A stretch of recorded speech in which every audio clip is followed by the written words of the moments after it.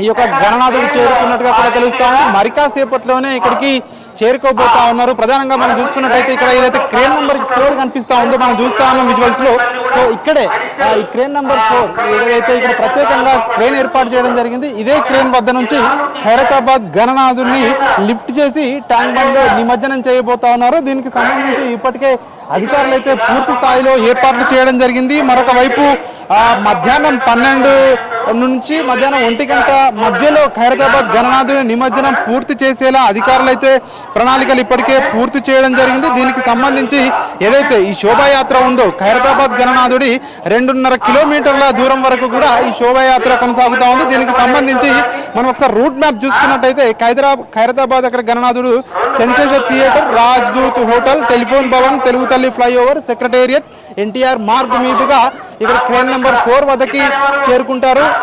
అదేవిధంగా ఇక్కడ crane number 4కి చేరుకున్న తర్వాత ఇక్కడ ప్రత్యేక పూజలు నిర్వహించిన తర్వాత భాగ్యనగర్ ఉత్సవ కమిటీ ప్రత్యేక పూజలు నిర్వహించిన తర్వాత గణనాథుడు నిమజ్జనానికి ఇక్కడ ఇదే క్రేన్ నెంబర్ 4 నుంచి లిఫ్ట్ చేయబోతున్నారు. మరొక వైపు పోలీస్ డిపార్ట్మెంట్ కూడా దీనికి భద్రతకు సంబంధించి పటిష్టమైనటువంటి ఏర్పాట్లు చేశారు. హైదరాబాద్ వ్యాప్తంగా 30,000 మంది పోలీసులతో ప్రత్యేకంగా ఈ యొక్క భద్రతా ఏర్పాట్లు పరిశీలిస్తున్నారు. ఒక పక్క షీ టీమ్స్ లను కూడా ఏర్పాటు చేయడం జరిగింది. ఎక్కడికక్కడ కూడా ఏర్పాట్లు ఈ ప్రజలకు ఇబ్బందులు లేకుండా ఏర్పాట్లు చేశారు.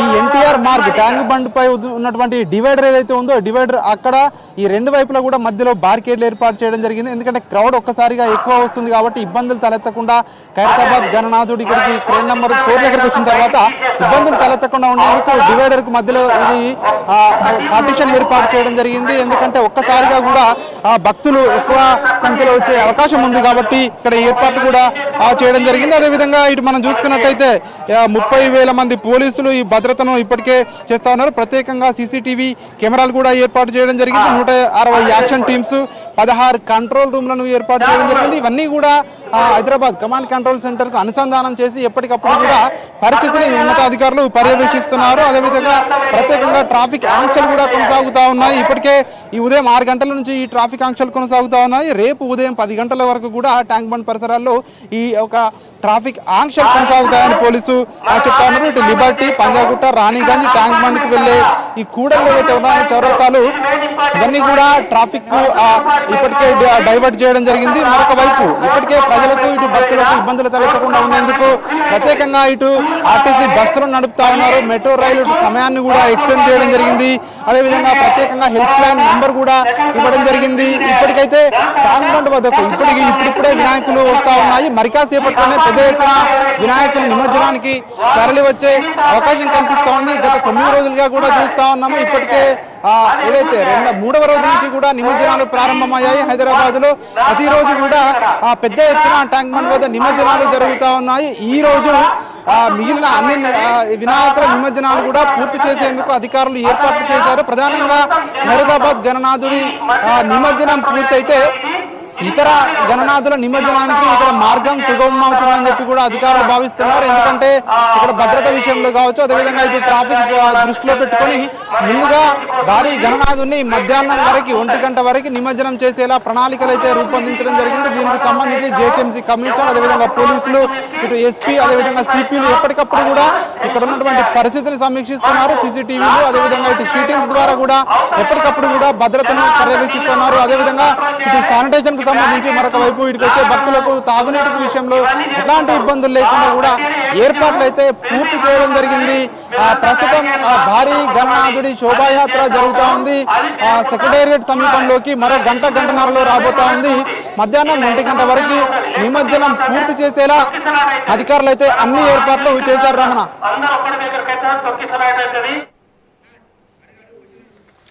ఓకే రాజు, ముఖ్యంగా చూస్తే కనుక ఇప్పటి వరకు వచ్చినటువంటి విగ్రహాలన్నీ ఒక ఎత్తు, ఇక భారీ గణనాథుడు మరో ఎత్తు. మరి భారీ గణనాథుడికి సంబంధించి ఎలాంటి ప్రత్యేక జాగ్రత్తలు తీసుకుంటున్నారు?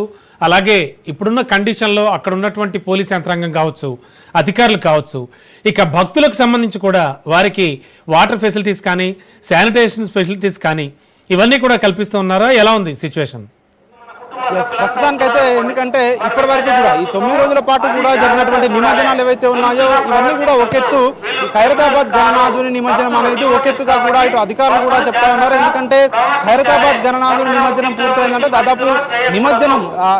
దాదాపు పూర్తయినట్టే కూడా ఇటు అధికారులు కూడా భావిస్తారు. కాబట్టి ఖైరతాబాద్ గణనాథుని విగ్రహాన్ని సాఫీగా నిమజ్జనం చేసేందుకు ఏర్పాట్లు కూడా ఇప్పటికే పూర్తి స్థాయిలో ఏర్పాట్లు చేయడం జరిగింది. ఖైరతాబాద్ ఇదైతే ట్యాంక్ బండ్ పరిసర ప్రాంతాల్లో నలువైపులా ఇటు నెక్లెస్ రోడ్లు కావచ్చు, ఇటు పీపుల్స్ ప్లాజా కావచ్చు, అదేవిధంగా ఇటు ట్యాంక్ బండ్, అదేవిధంగా ఇటు ఎన్టీఆర్ మార్క్, ఇటు నలువైపులా కూడా ఇప్పటికే ఇటు ప్రత్యేకంగా పోలీసు బందోబస్తు ఏర్పాటు చేశారు. ఇటు ట్యాంక్ బండ్ పై, అదేవిధంగా ఇటు ఎన్టీఆర్ మార్క్, అదేవిధంగా ఇటు నెక్లెస్ రోడ్, 3 వైపులా కూడా ప్రత్యేకంగా క్రేన్లు ఏర్పాటు చేయడం జరిగింది.